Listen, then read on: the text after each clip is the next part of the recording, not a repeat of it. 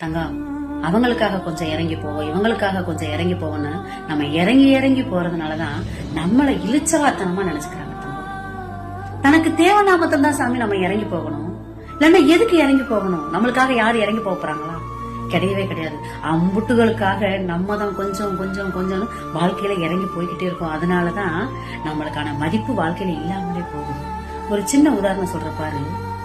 மேல பறக்கிற கழுகு பத்திரிக்கா, அது எப்பவுமே உயரத்துலதான் இருக்கும். தனக்கு தேவைன்னா மட்டும்தான் கீழே இறங்கும். தனக்கு தேவைன்னா மட்டும்தான் அந்த கழுகு தரையிறங்கும் தங்கம். இல்ல அப்படின்னா கீழே தரையே இறங்காது பாத்துக்கோங்க. அதுவும் இறங்கி இறங்கி போச்சு அப்படின்னா மத்த பறவைகளோட ஒப்பிட்டுருவாங்க. கழுகு அப்படின்னா தனி மதிப்பு இருக்குல்ல, அந்த மாதிரி தான் தங்கம். நம்ம கழுகு மாதிரி இருக்கணும் தங்கம். தனக்கு தேவைன்னா மட்டும்தான் இறங்கி போகணும், இல்ல அப்படின்னா இறங்கி போக கூடாது.